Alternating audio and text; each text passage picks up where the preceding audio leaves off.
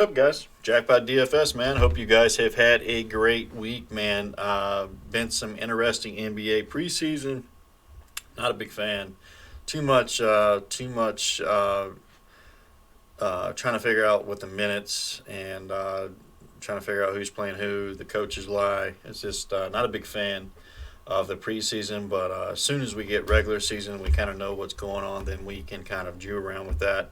And I will be putting information out on that in videos. Anyway, guys, we have a Saturday two-game slate, which is interesting and fun. My Panthers are playing on Saturday.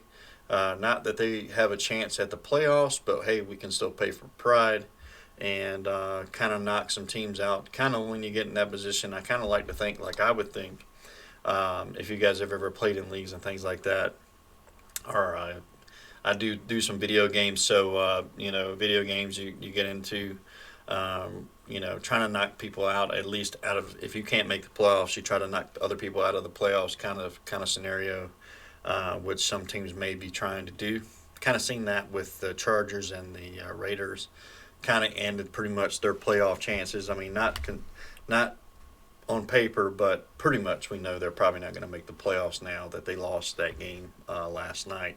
But moving on, guys, as always, I put a little thing at there at the bottom to kind of remind people about the notifications, things like that. Just something new to add to the channel. I'll always be making changes, adjustments, things like that. And that kind of goes without saying, guys. Obviously the likes help the channel and help me a ton. You guys that do that, I appreciate you guys doing that so much. It does help the channel a ton. As well as I always mention, in the description of the video, you can find Draft Dashboard link there to sign up to try that for 30 days. Obviously, man, it's a great tool, one of the cheapest tools in the business to use. Kind of goes without saying. If you are a big DFS player or like to dabble more than generally one line, even if you're just doing one line and you need information, you need research, things to get you those tools to kind of give you an advantage over the field. Those are the kind of things you need in DFS to help you not have to do all that ton of research that takes forever in a day. It is easier to listen to people, but at the same time, we are just DFS people who play DFS ourselves, who give the best analysis of what we think can happen. We're not magicians. We're not genies. We can't make you win a tournament. You have to kind of do that yourself. You take the info and you apply that to what you think is going to happen, and then you make a lineup. It's at the end of the day, it's on you to make that winning lineup, not us. So just keep that in mind, guys. Again, I know it's getting close to Christmas. We're about a week away. Excited, very happy for that, and hope you guys are as well. Hope you guys can make accommodations. I know it's a little weird this year with Corona and things like that. Luckily for me, a friend of my wife at work, a work coworker of my wife's, made her a great big bottle of eggnog, but it's got rum in it. So she made like a cocktail eggnog, which I'm going to try to space out over the holidays and try to drink on occasion. But lovely, man. Love gifts like that. Thoughtful people.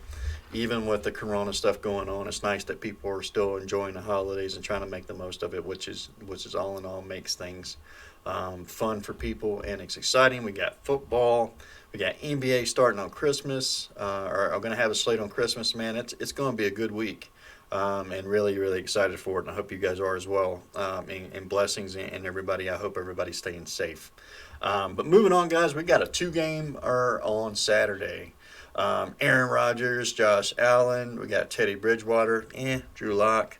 Although he has improved quite a bit, this should be a fun and interesting slate. I'm not excited about having to play Aaron Rodgers as a Panther fan, but I'm hoping that we can make it at least an interesting game, and Aaron Rodgers just doesn't come out there and beat us down like he does half the regular games he plays.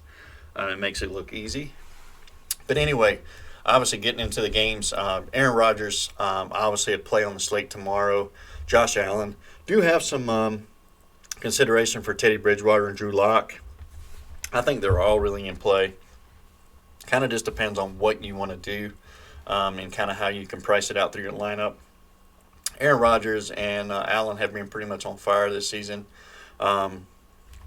Obviously, Allen, you get the mobility. With Aaron Rodgers, he's just been on fire throwing the ball here lately. Um, Last time out against Carolina, he had a 10. Um, kind of hard to play in that. It's been a couple years since we've played Aaron Rodgers, so Aaron Rodgers just on fire this season. He's obviously in play. Josh Allen had a 20 last time out against Denver. I don't think Drew Lock has played the Bills, and Teddy Bridgewater. Obviously he was a bench warmer there for a couple of years, just kind of learning, getting back in the groove, and now he's starting again.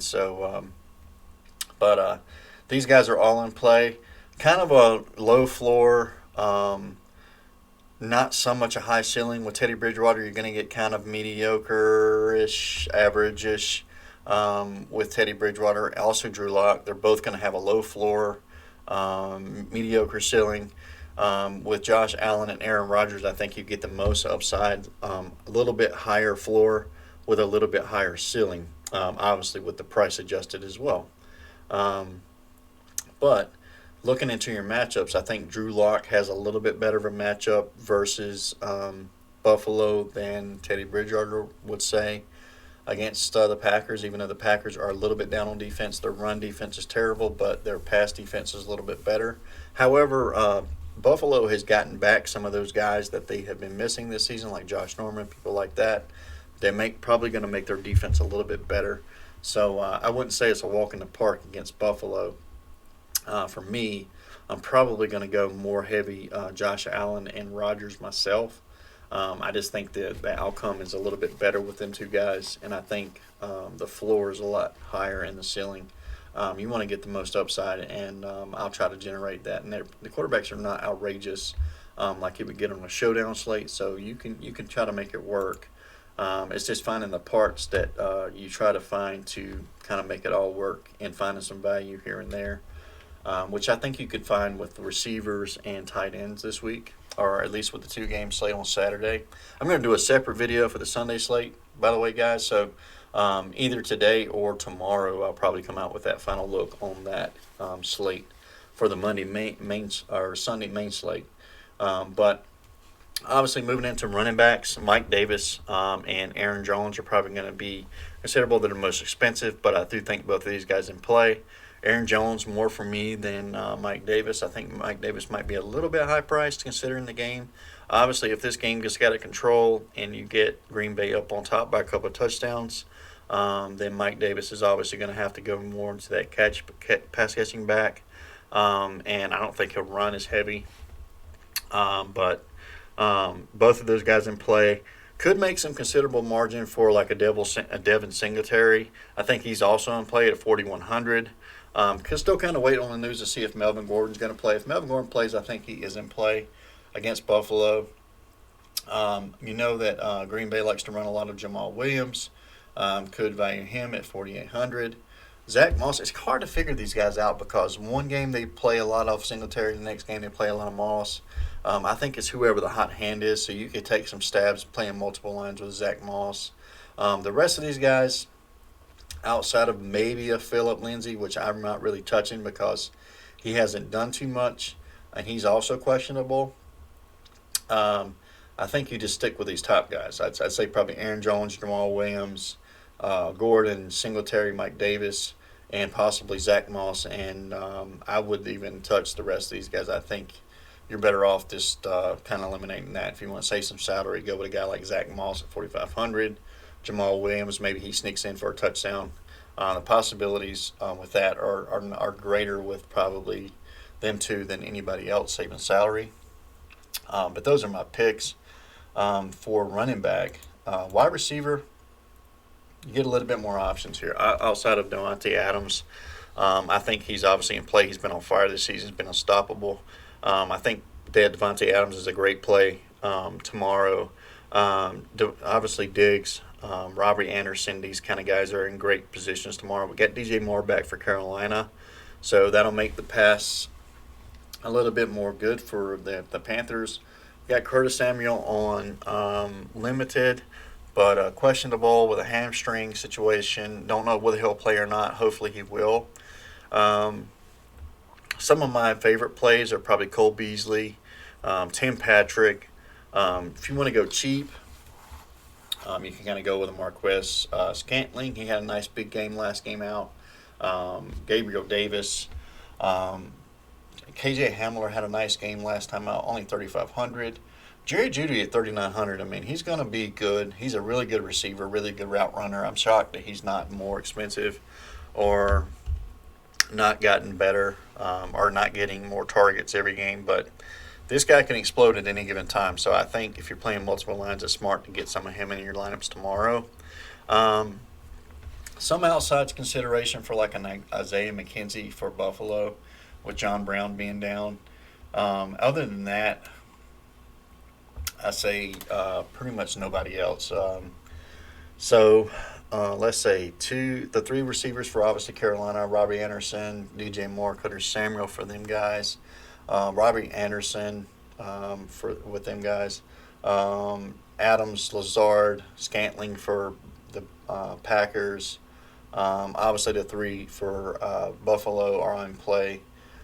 Diggs, Beasley, and Gabriel Davis.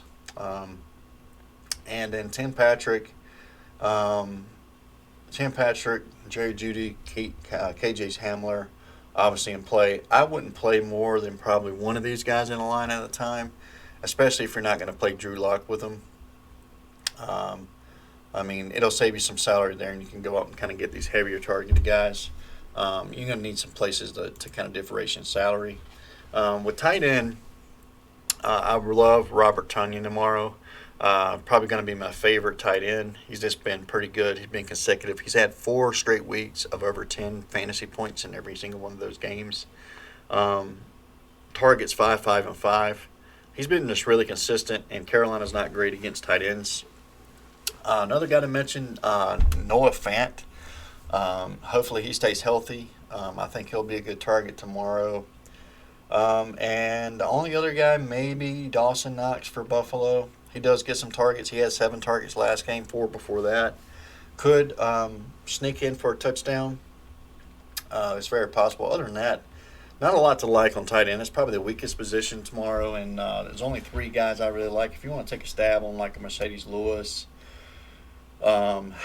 maybe a Nick Van Nett. But if you're going to pay, I mean, the only guy really paying up for is Tonyan. Maybe Font. He's still 3,800. I don't think it's that bad in price tomorrow. So probably those top 3 for me. Defenses. Not a big defensive fan. You're going to have to play one, though. For me, it's probably Buffalo. And then you just kind of can pick one out of a hat after that. I think the Panthers, you could just take a punt with the Panthers if you wanted to tomorrow, or any of these other guys if you really wanted to. Just save the salary there if you're not going to play the Bills. I don't think the Packers are worth paying up for because I'm sure that Carolina will score. I'm expecting them at least score like 21 points. So unless the Packers just get a ton of sacks or something like that, or a touchback or run back for a touchdown or something like that, I don't think it's worth paying up that $3,500 price. I think you either pay the Bills or you just take a punt on either the Broncos or the Panthers. Probably more the Panthers than the Broncos because I think they're going to get stomped tomorrow. Just my opinion. But other than that, guys, that's pretty much the video, man. I know it's short and sweet, but it's not much to, you got a 2-game slate with these kind of slates. It's going to be different, and you're going to kind of have a collective group, a clump of people that you like, and you just kind of mix and match with over like 20 lines or whatever that you like to play. For me, it's like $20 line tournament or the $3 20 line max for me that I generally like to play. I generally don't play the Millionaire Maker because your chance of actually cashing that is really, really small. Contest selection plays a big deal in these contests, and I think you guys should really, really think about if you're not winning a lot in DFS, which I made that same mistake, so that's a creature of habit, is that you go after the big money and you spend trying to hit those big tournaments. The fact of it is that not only is it a low percentage of cashing in those tournaments, the other thing is that you're playing in same fields as like big fish who are going to max out that tournament. And, when you do that kind of thing, you're playing with the big fish. If you're not financially budgeted to play in something like that. Of course, one line can hit anything and get lucky. So if you can afford to play that one line and just see if you get lucky or not, afford to lose it, no problem. But never go in harder than you can afford in a matchup like that. Content selection makes a big deal. And I feel like with those 20 line tournaments, only everybody can just only max 20. So if you do 20 lines, you're even playing field with everybody else, and that gives you an equal opportunity to match what they're doing, and you make those 20 lines. And you're on an even playing field, which the millionaire maker, you might be using your one line may be going against 150 of someone else's lines. So it's a disadvantage. And we're not millionaires. I wish we all were, but we're not. So unfortunately, contest selection plays a big deal on how much you're winning or consecutive winning. So pay attention to those things. Guys, I will link my Twitter down there in the bottom. Pay attention to the injury news I will post when I see stuff, as well as anything I think is funny sometimes, or I might paste my own funny things just because I'm a brat like that and like those funny little memes and things like that at times. As well as draft dashboard link is in the description of the video. You guys can try that for 30 days. Guys, questions in the comment section is always welcome on Twitter. DM me if you need to with any questions that you may have. Hope you guys had a great night. Hope you guys have a great start to your weekend. And we'll see you soon for that Sunday day slate video. Should be out later today or starting on Saturday. And then start looking out for that NBA when the NBA regular season starts. We'll start getting some videos uploaded for that as well. Guys, have a great start to your weekend. TGIF, and we'll see you guys soon. Goodbye.